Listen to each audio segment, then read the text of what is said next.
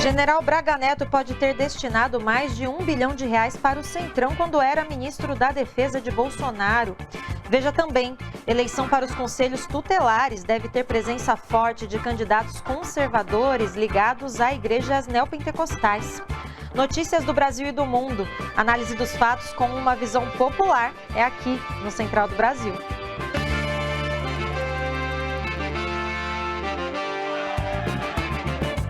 Central do Brasil. Olá, é segunda-feira e o Central do Brasil já está no ar. Eu sou Luana e com muito prazer sigo aqui na tua companhia. O general Braga Neto pode ter usado R$ 1 bilhão do Ministério da Defesa para distribuir verbas a aliados do Centrão. Isso teria acontecido entre 2021 e 2022. Na época, Braga Neto era ministro da Defesa e braço direito do ex-presidente Jair Bolsonaro. Segundo informações do UOL, o general teria articulado uma manobra que driblou decisões do STF. Essas decisões barravam o chamado orçamento secreto, aquele montante de dinheiro usado pelo governo Bolsonaro para distribuir recursos para a base aliada. O STF fez duas proibições a esse orçamento, uma em novembro de 2021 e a outra em dezembro de 2022. Mesmo assim, durante esse período, recursos do Ministério da Defesa foram enviados para obras de interesse do Centrão por meio do Calha Norte, um programa de repasses para obras de infraestrutura no Norte, Nordeste e Centro-Oeste. O primeiro repasse foi em dezembro de 2021 e teve o valor de 350 milhões de reais autorizados pelo então ministro da Economia, Paulo Guedes. Depois, em dezembro de 2022, o Ministério da Economia liberou mais 703 milhões de reais para o Calha Norte. Davi Alcolumbre, do União Brasil, foi o parlamentar mais beneficiado com os recursos. No nome dele, foram registrados 264 milhões de reais, ou seja, 26% do total. Alcolumbre foi um dos maiores articuladores do orçamento secreto no Congresso. Amanhã, terça-feira, deve ser votado o relatório final da CPI das Americanas. A comissão foi instalada para investigar inconsistências financeiras nas lojas americanas e corre o risco de encerrar sem apontar os responsáveis pelas fraudes e lançamentos indevidos que somam mais de 40 bilhões de reais. O relatório já foi apresentado pelo relator, deputado Carlos Chiodini. No parecer, ele afirma que a investigação não foi capaz de identificar e atribuir de forma precisa as autorias e eventuais responsabilidades, por isso a ausência de indiciamentos. O documento foi criticado por parlamentares do PL e do PSOL, que se articulam para montar um relatório paralelo. Outras duas CPIs também entram em fase final nas próximas 2 semanas, a CPI do MST e a da manipulação do futebol. E as granadas usadas por Roberto Jefferson durante a campanha eleitoral do ano passado foram reforçadas com pregos. Essa é a conclusão da perícia feita pela Polícia Federal. As informações são da TV Globo, que teve acesso aos laudos. Os peritos detectaram que as 3 granadas lançadas por Jefferson tinham pedaços de pregos cortados. A ação foi reconstruída pela perícia para avaliar os danos que as granadas poderiam causar. Durante a simulação, o fragmento de um dos pregos superou a velocidade de 280 km por hora. Além das granadas reforçadas com pregos, o ex-deputado usou fuzis que causaram 42 perfurações em uma viatura. 4 policiais federais foram atingidos. Os agentes cumpriam um mandado de prisão na casa de Jefferson, no interior do Rio de Janeiro, em outubro de 2022. Roberto Jefferson é acusado de tentativa de homicídio contra os 4 agentes e vai a júri popular. No primeiro dia de outubro, acontece a votação para escolher novos membros dos conselhos tutelares.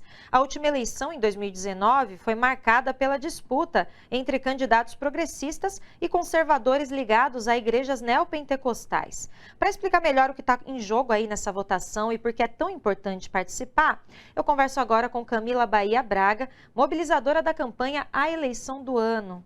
Oi, Camila, obrigada por estar aqui com a gente hoje no Central do Brasil. Boa tarde, Luana. Obrigada pelo convite.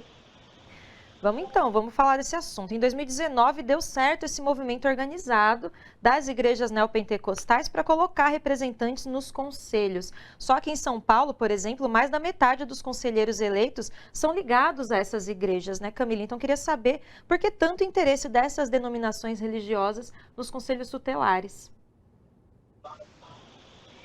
Em primeiro lugar, o Brasil ele tem uma dificuldade de unificação desses dados sobre conselhos tutelares. Então, tem diversos dados que a gente ainda não tem no âmbito nacional. Mas a gente tem esses dados de Rio de Janeiro e de São Paulo, de que nesse momento, em 2019, as igrejas neopentecostais ocuparam mais da metade dos conselhos tutelares. O Conselho Tutelar é um órgão que está muito próximo das famílias, muito próximo das comunidades. Então, para essas organizações agirem, né, com a influência delas, é um lugar muito propício para isso. Então, a gente tem casos, por exemplo, de crianças LGBT, que elas podem ser encaminhadas para sessões de cura numa igreja, ou vários casos de intolerância religiosa com pessoas de religiões de matriz africana. Então, é dessa forma que as forças conservadoras e fundamentalistas vão agir os interesses delas no âmbito da família e no âmbito da saúde. Camila, você acabou de falar que houve retrocessos, então, né, nesses 4 anos. Você acabou de falar um pouco da atuação, um pouquinho do que eles estão fazendo. Se puder trazer um pouco mais de exemplos, né, de como tem sido a atuação desses conselheiros e se houve retrocessos nos últimos 4 anos comparado com como esse trabalho era feito antes. É isso que eu disse, assim, a gente ainda tem essa dificuldade. O Ministério dos Direitos Humanos e da Cidadania, no governo atual, ele está muito focado nos conselhos tutelares, na gente melhorar os dados que estão disponíveis, né? Então, a gente não consegue dizer, assim, a proporção, a porcentagem dos conselhos tutelares hoje ocupados por forças fundamentalistas. Mas, para dar um exemplo, a gente tem um exemplo no interior de São Paulo, que foi praticante de religião de matriz africana, que a avó dela, sendo evangélica, ela raspou a cabeça e aí a avó acionou o conselho tutelar e tirou essa menina da mãe, da própria mãe. Então, assim, e também teve um caso muito, muito icônico, né, que foi a criança que foi estuprada e a então ministra Damares tentou impedir ao muito por ter sido vítima de violência sexual. Então, esses são casos em que, se você não tem um conselho tutelar realmente comprometido com o Estatuto da Criança e do Adolescente, você acaba deixando essa criança, esse jovem, exposto a mais uma violência. Pois é, Camila, e esse ano, você pode dizer que vai continuar essa disputa entre religiosos, conservadores e candidaturas progressistas? Acho que sim, porque é isso, a gente derrotou o bolsonarismo nas eleições presidenciais, mas ele está vivo, né? E as pessoas continuam disputando espaços de poder. O Conselho Tutelar era um espaço que a gente pode dizer que vinha sendo negligenciado pela esquerda. Então, essa plataforma que a gente criou também, a eleição do ano, é para fazer essa provocação para o campo progressista, para as pessoas não só comparecerem para votar no dia 1º de outubro, porque o comparecimento é muito baixo, mas também para procurar saber quais são as candidaturas comprometidas com o ECA, com os direitos humanos, com o Estado laico, para a gente realmente ocupar os conselhos tutelares e não deixar a nossa infância e juventude desprotegidas. Então, o nosso isso nesse ano e tudo dando certo também daqui a 4 anos ampliar a participação, a ocupação democrática, né, dos espaços dos conselhos tutelares. Pois é, apesar de ser uma eleição super importante, não tem propaganda eleitoral na TV e nem no rádio. Então, queria que você especificasse, você falou que através das plataformas, né, da eleição do ano é possível ter acesso a essas informações. Então, queria que você convidasse e explicasse mais como que o eleitor pode ter acesso e conhecer os candidatos, pesquisar as propostas, já que essa informação não está tão fácil aí nas televisões e rádios pelo país. Uma notícia boa é que a Secretaria de Comunicação do Governo ainda vai fazer uma campanha sobre os conselhos tutelares. Até o dia 1º de outubro a gente vai ter essa inserção em rádios e em outros meios de comunicação. Plataforma aeleiçãodoano.org. Você entra lá, você coloca os seus dados, a cidade de onde você é, em qual conselho tutelar você vota, e aí a plataforma te apresenta uma candidatura comprometida de fato com o ECA, de fato com a infância e a juventude. E se alguém que estiver nos ouvindo e nos vendo tivesse candidatado ao Conselho Tutelar, também dá tempo de entrar na plataforma. E lá tem 12 princípios que a gente construiu coletivamente com uma coalizão de diversas entidades, diversas organizações da sociedade civil que trabalham com a infância e a juventude. Então, a candidata entra lá, ela concorda com esses princípios e aí ela começa a fazer parte da plataforma, ganha um link para ela divulgar a própria campanha e conquistar votos no dia 1º de outubro. Isso aí, Camila, te agradeço pelas informações. Convido o público, então, a pesquisar todas essas informações, né, no site, para que a gente realmente possa virar esse jogo. O que a gente quer é o bem, né, das crianças. Então, obrigada, Camila, pela sua participação e até uma próxima oportunidade. Obrigada a vocês. aeleiçãodoano.org, acessem. Isso aí. Nós conversamos com Camila Bahia Braga, mobilizadora da campanha A Eleição do Ano. A Câmara dos Deputados concluiu na semana passada a votação dos projetos da Lei da Mini-Reforma Eleitoral. Ela ainda precisa passar pelo Senado e pela sanção presidencial para valer nas eleições do ano que vem. Tem mudanças em cotas, financiamento de campanhas e punições a contraventores. Confira os principais pontos de alteração na reportagem de Alex Mirkan.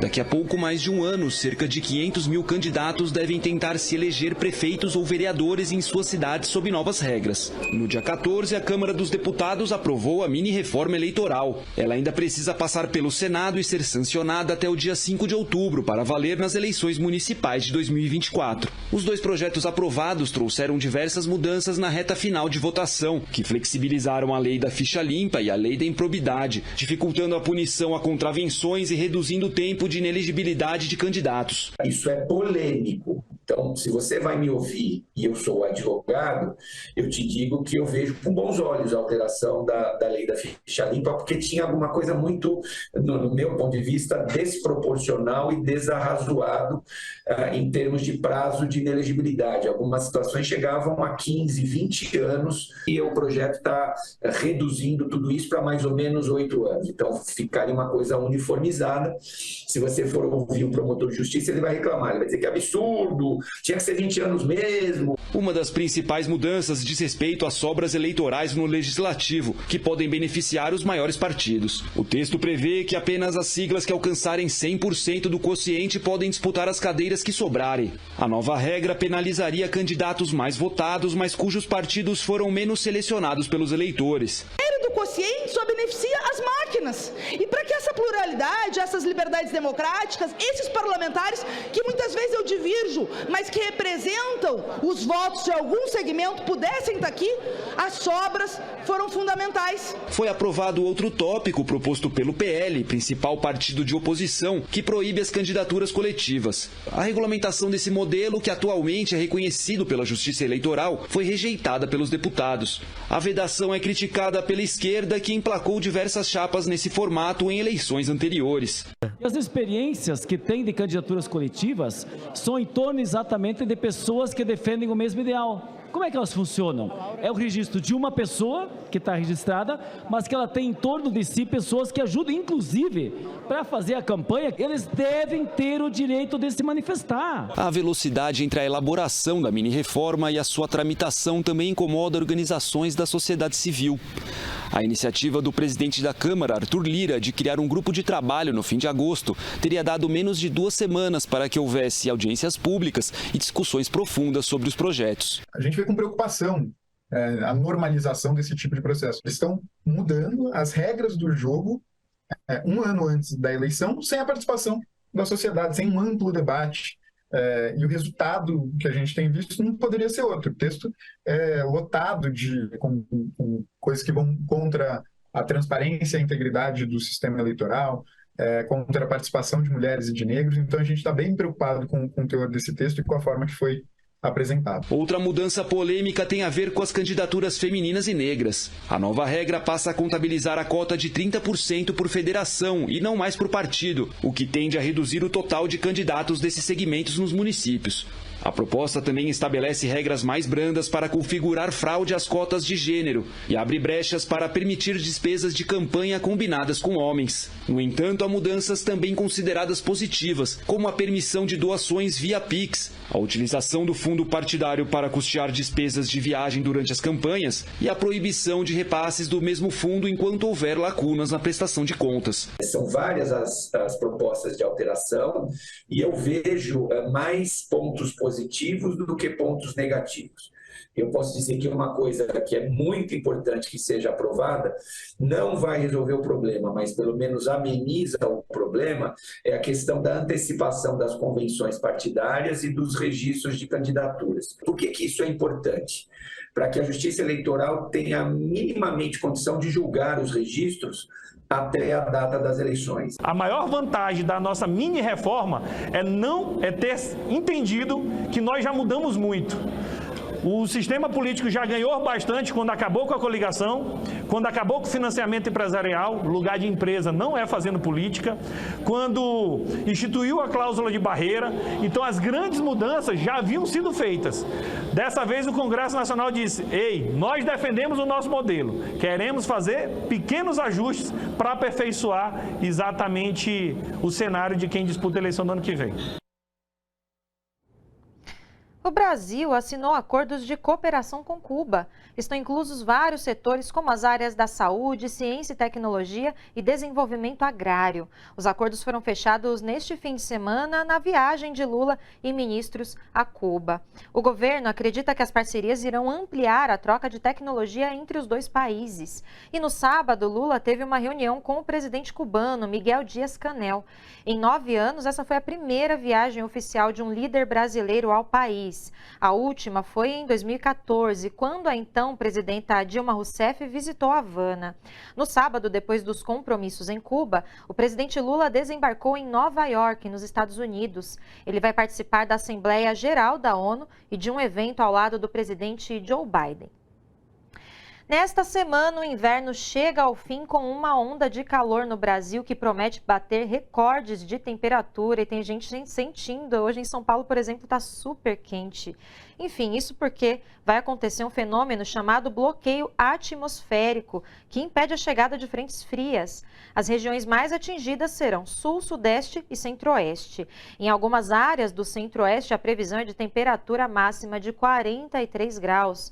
O interior de São Paulo também deve registrar mais de 40 graus. E no Rio Grande do Sul, as chuvas devem continuar.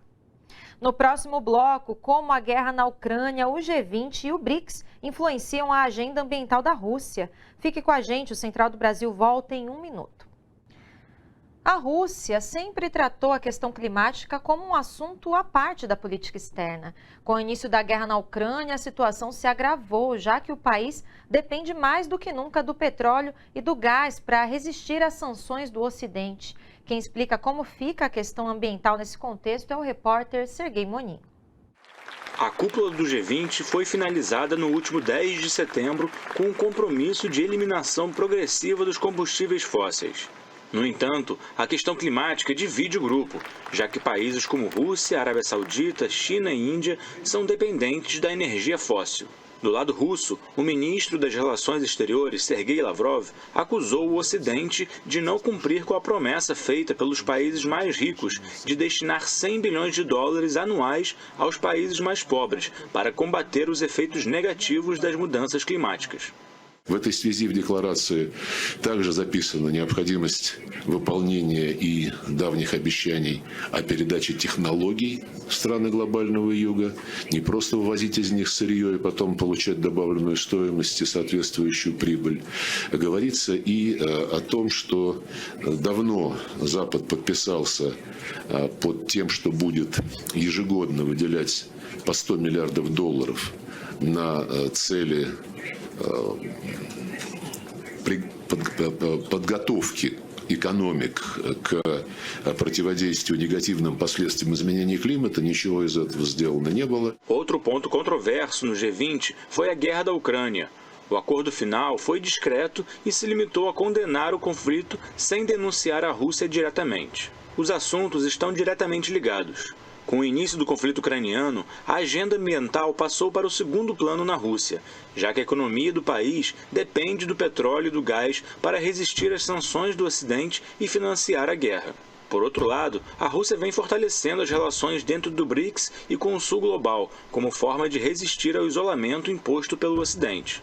Assim, a agenda ambiental surge como uma potencial forma do país angariar apoio na arena internacional. Да, парадокс, безусловно, существует, потому что, с одной стороны, Россия продолжает оставаться одним из ключевых поставщиков природного газа, нефти, угля в мире, ну и целого ряда других металлов, например, да, еще каких-то сырья. И тут, скажем, в стране вообще не обсуждается перспектива снижения добычи или даже отказа от новых инвестиций в ископаемое топливо. Это не обсуждается. То есть предполагается, что Россия все это будет делать дальше. И, это, конечно, плохо. Для глобальной климатической истории. А с другой стороны, Россия в своих заявлениях вот сейчас говорит, мы обеспокоены климатом, мы хотим сотрудничать со странами глобального юга, в том числе со странами БРИКС, и что-то делать в области климата. Но это зачастую, пока, мне кажется, очень общие заявления, заявления, не подкрепленные какой-то конкретикой, заявления скорее, чтобы получить политическую поддержку, например, от стран глобального юга. Nesse contexto, a expansão do BRICS, com a adesão de 6 novos membros, cria novos desafios para combater as mudanças climáticas. Para a jornalista Angelina Davidova, será difícil esperar um compromisso real dos países em desenvolvimento sobre a redução de combustíveis fósseis. Mas a vulnerabilidade destes estados pode impulsionar a adaptação aos problemas ambientais nestes países. Но из отрицательных моментов в БРИКС появились другие страны, производители ископаемого топлива, да, серьезные, например, там, Персидского залива. И это, наверное, климатическую повестку БРИКС не усилит. Но, с другой стороны, появились также несколько стран, которые особенно сильно страдают от изменения климата, то есть наиболее уязвимые страны. И, наверное, вопросы адаптации к климатическим изменениям, климатических финансов, вот все эти вопросы, они будут большую роль играть для стран БРИКС. Будет, наверное, в БРИКС больше упор на адаптацию и на климатическое финансирование международное, но продвинуть темы снижения потребления ископаемого топлива, снижения добычи, отказа от него, возможно, будет сложнее. E hoje à noite tem um BDF em entrevista muito especial. Nossa reportagem conversou com o ator e escritor Pedro Cardoso. Vamos conferir um trechinho em que ele fala sobre a busca por poder. Eu acho que a humanidade tem uma questão com o exercício do poder. E ela acomete todas as pessoas, principalmente aqueles que têm paixão pelo poder. Já falei, o poder é uma droga. Eu olho para Brasília, eu vejo uma praça de drogados tão intensa quanto aqui o centro da cidade de São Paulo. Eu vejo uma praça de cracudos, de pessoas alucinadas. As pessoas que têm poder saem da realidade, já não vão a banco, já não vão a lugar nenhum, já tem um carro que pega na porta. Qualquer pessoa, você vai ficando descolado da vida banal, da vida dos outros, entende? E eu acho isso um problema gravíssimo, acho aquilo um delírio. E eu acho que o poder é quimicamente viciante.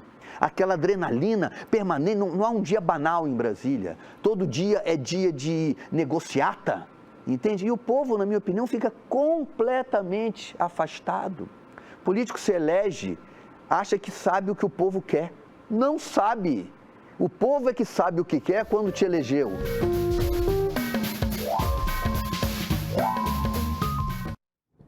E vamos para mais uma notícia internacional. A Venezuela luta para diversificar a economia, ainda muito dependente da exportação do petróleo. Nossa emissora parceira, a Telesur, está fazendo uma série mostrando diversas iniciativas na área de agricultura, criação de animais, comércio e serviços. Confira agora o primeiro episódio sobre o cultivo de milho. Na Venezuela do petróleo, milho é plantado e faz parte da dieta diária dos venezuelanos e, conforme a variedade, também é utilizado na alimentação de animais. Seu cultivo obedece ao comportamento do clima, mas os especialistas garantem que, com bom gerenciamento da umidade do solo, ela é mantida. O terreno aqui é privilegiado, com muito bom rendimento. Nos anos anteriores estávamos em declínio, mas estamos tentando avançar com uma boa produção, bom rendimento. E a produção parece progredir. No centro do país está Los Manires, uma das fazendas privadas que produz milho. Antônio trabalha aqui e possui um conhecimento inato, é especialista em diversos cultivos. Me formei em 2018, mas venho desde pequeno trabalhando para o meu pai, um ótimo professor, conhecimento empírico, mas muito valioso para colocar em prática aqui e fazer um ótimo complemento do empírico com o científico, que a universidade me deu, e a coisa empírica que meu pai me deu. Eles verificam atentamente cada planta. Só nesta fazenda esperam este ano uma produção de espiga que supera os 9.000 quilos. A praga já está fora de perigo. Aqui está a vontade de Deus, como se diz. Tudo está normal, aqui já está fora de perigo. O que resta é retirar o mato, mas está tudo sob controle. O milho é a cultura mais importante do setor agrícola e um aumento de 52% foi alcançado, apesar do bloqueio imposto pelos Estados Unidos, dizem as autoridades. Já temos empreendedores da Argentina, empreendedores da Turquia e do Uruguai que já estão plantando uma aliança com nossos produtores. Não é que vieram aqui e aproveitaram a terra, não. Está com nossos produtores, financiando essa produção que precisávamos financiar. Bom, se não tivermos ingressos, como poderíamos financiar, certo? Neste país do Caribe, a produção geral de cereais aumentou quase 48% em relação ao ano anterior, de acordo com dados do governo. E são estes dados que visam reduzir a dependência do petróleo no país, com maiores reservas do mundo. Difícil, mas diversificar parece ser uma opção. Eles asseguram que é possível substituir as importações pela produção local. O Central do Brasil desta segunda-feira fica por aqui. Até amanhã. Tchau.